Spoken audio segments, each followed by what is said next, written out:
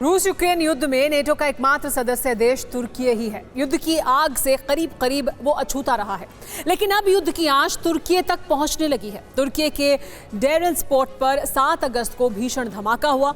तुर्की port पर बने अनाज गोदाम में अचानक धमाका हुआ और पूरा शहर इस धमाके से दहल उठा।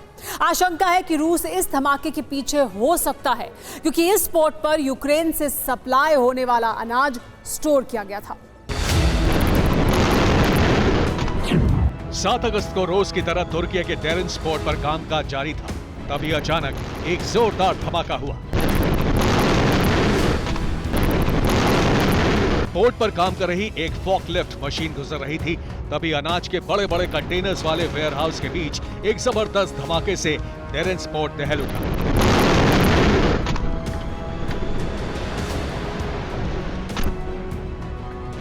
धमाके की तस्वीरें कई सीसीटीवी कैमरों में रिकॉर्ड हो गई।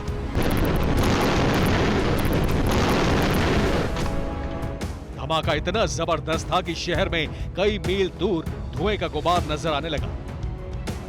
लोगों ने कहा कि भूकंप के झटके भी महसूस किए। इस धमाके में 10 से ज्यादा लोग जख्मी हो गए। धमाके के बाद डेरेंस पोर्ट पर इमरजेंसी लागू कर दी गई। फायर फाइटर्स और इमरजेंसी सर्विस एजेंसियों ने काम शुरू कर दिया। तुर्की नेटो का सदस्य देश है और रूस यूक्रेन युद्ध में यूक्रेन का पक्षधर भी है, लेकिन रूस यूक्रेन की ग्रेन डील में तुर्की ने सकारात्मक भूमिका निभाई थी। इस धमाके के बाद आशंका यह है कि यह सब रूस की साजिश हो सकती है। इसकी कई वजह हैं। डेरेंस पोर्ट पर धमाका अनाज के वेयरहाउस में हुआ। इस वेयरहाउस में कई हजार टन अनाज रखा गया था। वेयरहाउस में रखा अनाज यूक्रेन से तुर्की पहुंचा था। इस अनाज को एशिया, अफ्रीका के कई देशों में भेजा जाना था। अनाज सप्लाई से यूक्रेन को डॉलर में भुगतान मिलने वाला था। रूस ने ऐलान कर दिया है कि यूक्रेन के साथ ग्रेन डील खत्म हो चुकी है। अब ब्लैक सी में यूक्रेन का अनाज ले जाने वाले ट्रांसपोर्ट शिप भी रूस के निशाने पर है। यूक्रेन के अनाज सप्लाई रूट को बंद करने के लिए ही रूस ने ओडेसा पोर्ट पर हमले करके 50,000 टन से ज्यादा अनाज तबाह कर दिया था। माना जा रहा है कि रूस ने यूक्रेन को झटका देने के लिए इस विस्फोट की साजिश रची। माना जा रहा है कि तुर्की में रूस के एजेंट सक्रिय हैं। इन एजेंट्स के जरिए अनाज वेयरहाउस में बारूद प्लांट कराया गया। माना जा रहा है कि वेयरहाउस में यूएसपी छिपाए गए थे।